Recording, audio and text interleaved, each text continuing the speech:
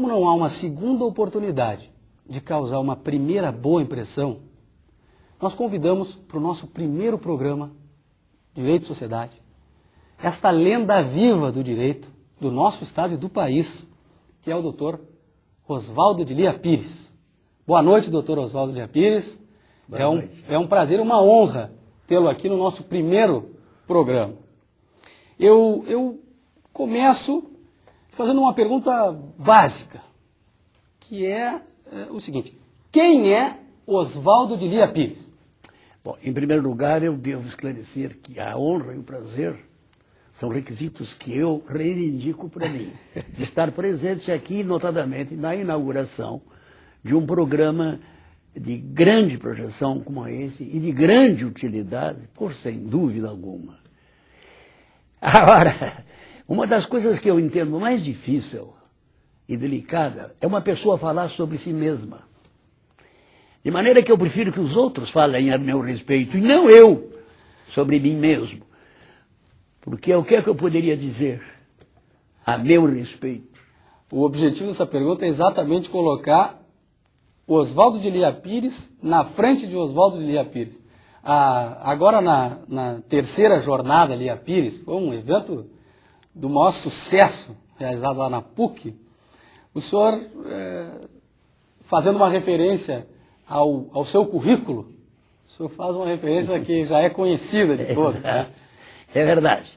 Eu fui honrado pela terceira vez com a jornada Lia Pires, desta vez comandada por ti, Jader Marques. E pelo centro advogado, e pelo centro acadêmico Maurício Cardoso da PUC. Uns jovens idealistas bem comandados por um advogado experimentado e brilhante, de maneira que só me trouxe muita honra, porque consegui transmitir um pouco daquilo que é a minha experiência em 60 e tantos anos de advocacia, eu consegui amelhar. Tu me falaste a respeito do problema do currículo. Tá? Exato. Não, eu sempre digo que os profissionais liberais, como nós temos uma orientação definida e um objetivo certo, dizer, advocacia. Eu nunca aceitei nada na minha vida. Eu lecionei, comecei. Eu até vou dizer mais. Assim que eu concluí o ginásio, eu fui jornalista. Trabalhei no Diário de Notícias. Depois trabalhei na PRF9 Rádio Difusora como locutor. Está em casa, então? Em casa. Bom, então, terminei lecionando no Júlio de Castilhos durante 15 anos. E tive que abandonar porque realmente a minha razão de ser, o meu objetivo, era a advocacia. Qual era a matéria que o senhor lecionava lá? Geografia Humana do Brasil. Geografia Humana. Então eu sempre mantive um contato com os jovens, coisa que me faz muito bem ao coração. Então me perguntam, não é que eu não tenho um currículo? Eu tenho.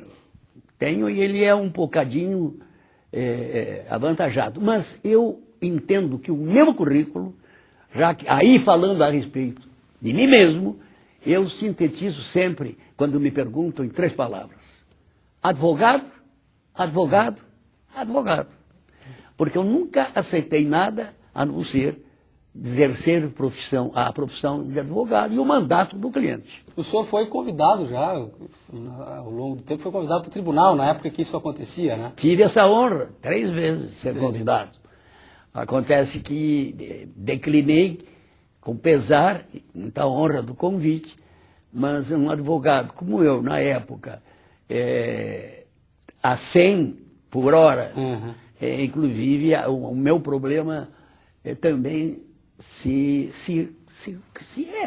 reduzia a um problema financeiro também.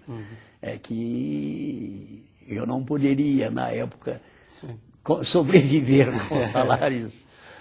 Mas é importante que se diga que a 100 por hora o senhor continua, né? O senhor está trabalhando muito ainda. Eu tenho a impressão que eu prometo até, sabe? Porque o que eu tenho trabalhado não é normal. Eu continuo trabalhando mais praticamente do que quando comecei. Muito, muito mais. Porque eu estou fazendo aquilo, hoje, e que gosto. Eu acho que um profissional que ama a sua profissão e faz aquilo que gosta, e gosta daquilo que faz, não tem mais nada a pensar em fazer. Talvez seja esse o segredo da realização pessoal, né? Fazer o que gosta e gostar do que faz. Gostar do que fazer. Não tem dúvida que é o caminho que todos procuram. Mas com relação porque o senhor tem uma bagagem muito grande, né? Não só pelo tempo de advocacia, mas pelo tipo de advocacia, que proporciona uma série de experiências de toda ordem. Olha, para te teres uma ideia, perdão. Essa tosse aí, ela atacou todo mundo. Eu mesmo peço desculpa porque...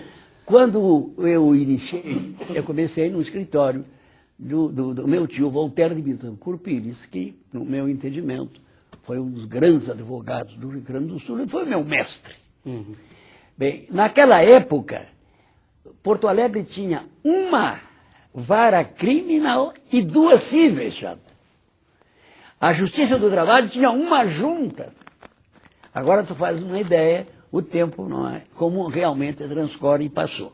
Então eu fiz clínica geral, ele me obrigou a fazer clínica geral. Atuava em todas as áreas. Em todas as áreas. E depois fui selecionando aquelas que realmente mais me agradavam, como direito civil, direito penal.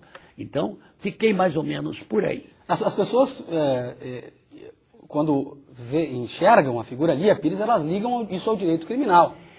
Mas o senhor tem uma atuação forte em outras áreas. Né? Teve, e tenho, e continuo tendo. Acontece que o direito penal, quando foi exercido no passado, era diferente do direito penal exercido hoje. Uhum. Eu diria que hoje fazer direito penal é diferente. Uhum. Até pela natureza dos clientes. Sim. Antigamente, era muito importante, por exemplo, o júri. O julgamento do homicídio doloso. Uhum. O júri projetava. Sem dúvida. Não, exato. Sem dúvida. Eram júris grandes, júris famosos, de pessoas realmente conhecidas. Então, o advogado que se empregava no tribunal do júri, ele efetivamente era alvo da imprensa. Sem dúvida. Entende? Então, aos poucos, como eu sempre gostei da matéria, e estava muito ligado inclusive o relacionamento do meu tio, que eu falei, aos psiquiatras e aos psicólogos, e eu terminei me ligando a eles. Então eu comecei a fazer direito penal sob um ângulo um pouco diferente.